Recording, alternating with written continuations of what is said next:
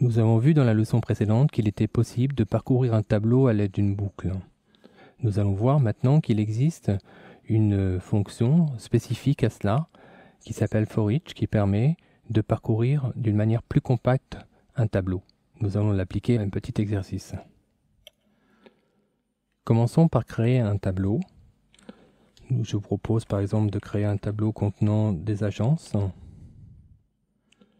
Nous aurons donc l'agence de Paris,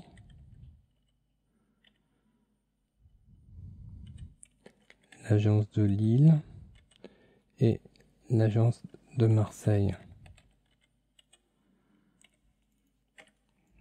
Comme d'habitude, je vous invite pour tester ce tableau à utiliser une structure printer que nous allons ouvrir.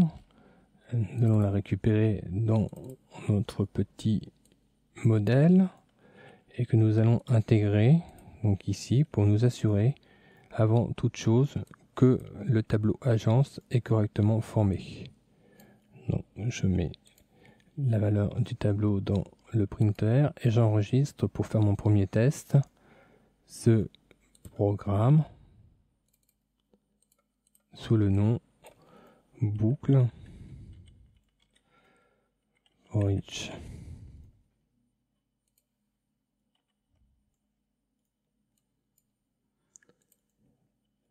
Je passe maintenant dans mon navigateur et j'affiche mon tableau. Comme vous pouvez le voir, ma déclaration de tableau fonctionne correctement. Je retrouve bien ici mes différentes valeurs. Il s'agit donc d'un tableau indicé, puisque l'indice, entre les crochets se trouve l'indice 0, 1 et 2. Nous allons donc pouvoir continuer notre programme. Nous allons donc saisir la structure de la boucle forEach maintenant. La syntaxe de la boucle forEach est un peu différente d'une boucle for traditionnelle. En effet, vous aurez un mot-clé as qui reliera à gauche de ce mot-clé le nom du tableau que nous allons parcourir, à savoir agence ici, et à sa droite le nom de la variable qui va contenir les différentes valeurs du tableau. À savoir ici ce sont des villes. Je vais donc prendre le nom ville. Comme toutes les boucles, la boucle forEach doit être organisée par rapport à un corps de boucle, délimité par des accolades. Et nous allons maintenant exploiter le contenu en affichant chacune des villes. Voilà, on va utiliser un petit peu de concaténation pour afficher donc la variable ville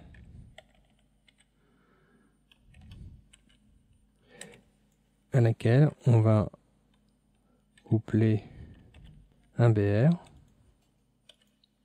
de sorte à ce que notre information revienne à la ligne pour chaque ville.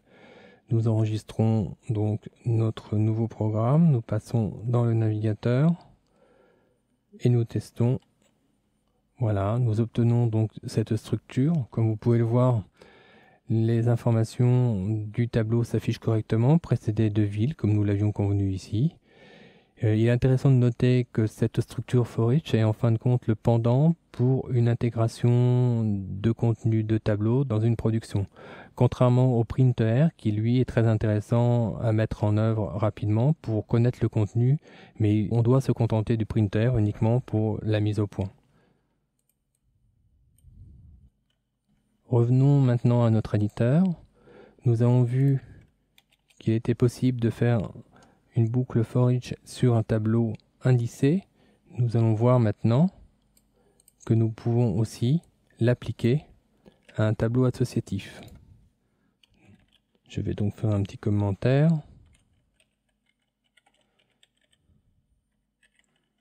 pour distinguer ces deux cas.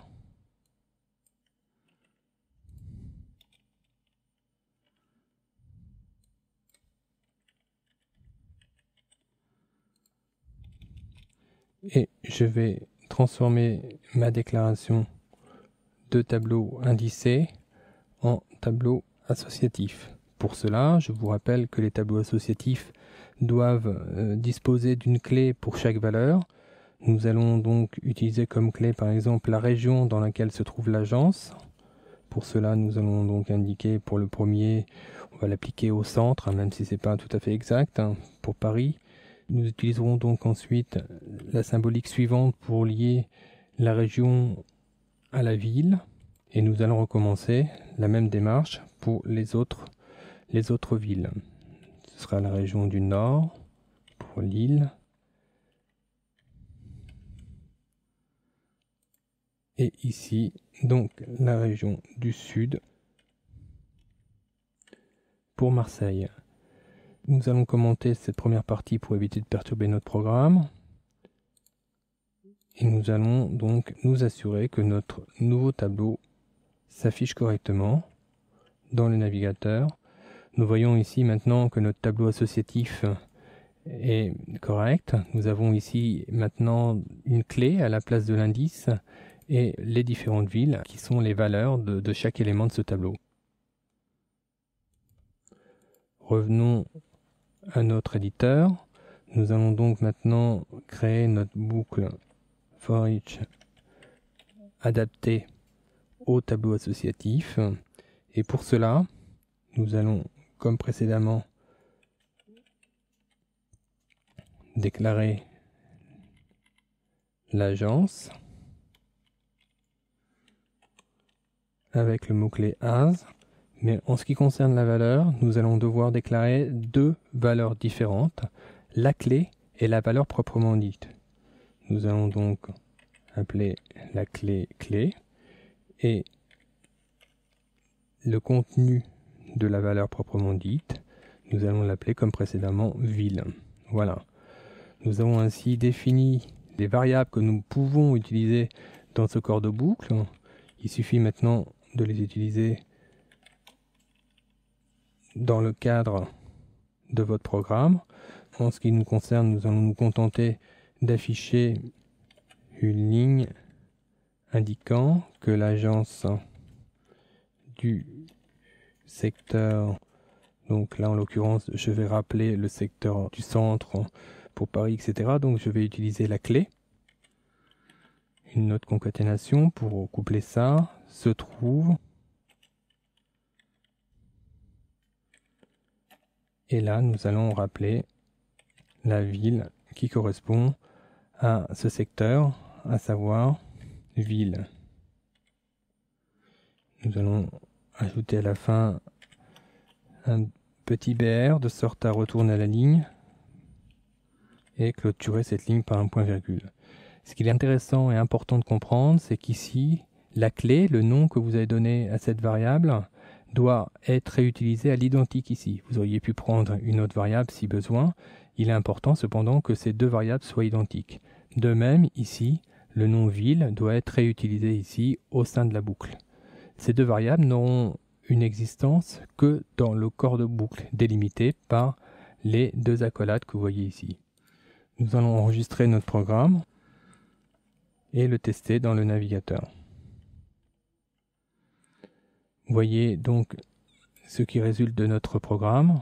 Nous avons bien l'agence du secteur centre se trouve à Paris, celle du secteur nord à Lille et celle du secteur sud à Marseille. Notre système fonctionne donc correctement.